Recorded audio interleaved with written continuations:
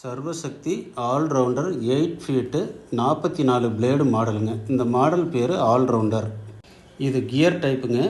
Both side delta சீலுங்க. Multi speed gear பாக்ஸுங்க.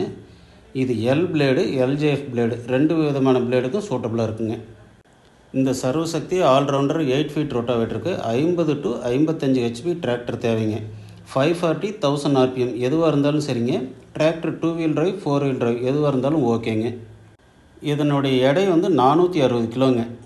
இந்த 8 feet ரோட்டாவேட்டரில் 11 flange இருக்குங்க. ஒரு ஃப்ளாஞ்சுக்கு 4 பிளேடு வீதம் 44 பிளேடு போட்டுக்கலாங்க.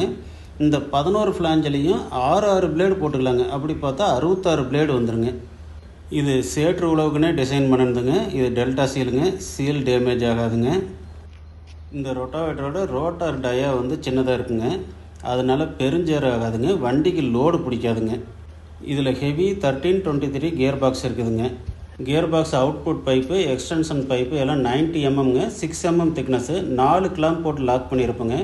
இது நல்லா ஹெவியாக ரெஜிட்டாக இருக்குங்க. ஃப்ரேமை முறுக்க விடாதுங்க. இது side gear டிரைவுங்க.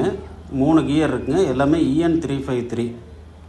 Depth skid back side adjust பண்ணுற மாதிரி டெப்த்து ஸ்கெட்டுங்க.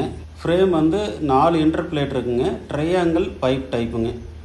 ரெண்டு பக்கமுமே பேக் சைடு அட்ஜஸ்டபிள் டெப்த்து ஸ்கிட்டுங்க. சைடு பிளேட் நல்லா ஹெவியாக இருக்குங்க.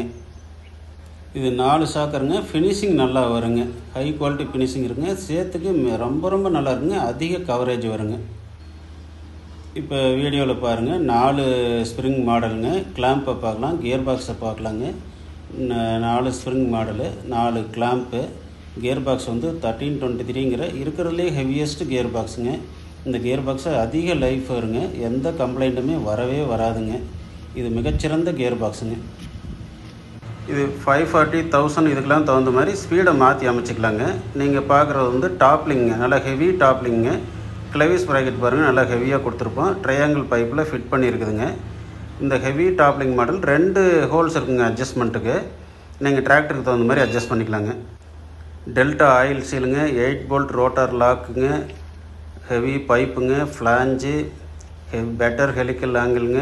நான் டிரைவ் சைடு டெல்டா சீலுங்க. சேர் உள்ளே போகாதுங்க. எந்த பிரச்சனையும் இருக்காதுங்க. பெட்டர் ஹெலிக்கல் ஆங்கிளுங்க. ஈஸியாக மண்ணுக்குள்ளே இறங்கும். டிராக்டருக்கு லோடு ரொம்ப கம்மிங்க. டீசல் சிக்கனுங்க. லெஸ் மெயின்டெனன்ஸுங்க. இது எடை கம்மியாக டிசைன் பண்ணிருந்தனால சேத்துக்கு தான் நீங்கள் அதிகபட்சமாக யூஸ் பண்ணுங்க. புழுதிக்கு பார்த்து யூஸ் பண்ணிக்கணுங்க. கட்டி உடைக்கிறதுக்கு மட்டும் யூஸ் பண்ணலாம். ஒன்றும் பிரச்சனை இருக்காது. எவ்வளோ வேணாலும் ஓட்டிக்கலாங்க. கட்டி உடைக்கிறதுக்கு மட்டும் யூஸ் பண்ணிக்கலாங்க. இது விவசாயிகள் அதிகம் விரும்பி வாங்குகிற மாடலுங்க.